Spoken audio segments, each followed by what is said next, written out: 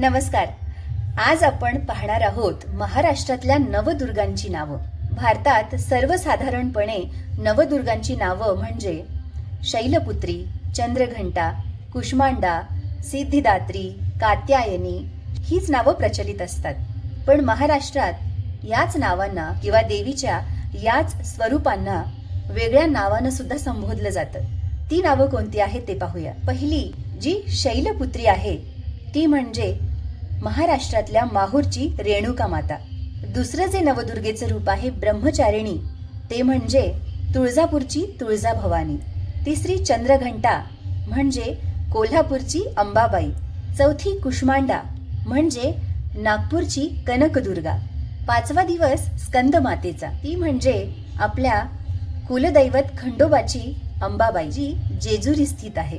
सातवी कालरात्री, ती म्हणजे आपल्या वणीची सप्तशृंगी देवी. आठवा दिवस महागौरी म्हणजे कोल्हापूरची महालक्ष्मी. नववा दिवस म्हणजे शेवटचा दिवस सिद्धिदात्रीचा, ती म्हणजे योगेश्वरी अंबेजोगाईची. तर अशा रीतीनं महाराष्ट्रात नवरात्रीची परंपरा स्थानिक देवस्थानांशी जोडली गेलेली आहे.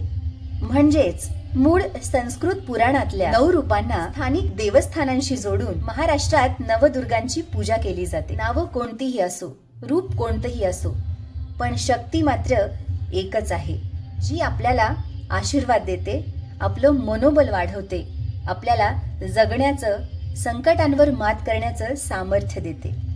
तेव्हा जय अंबाबाई.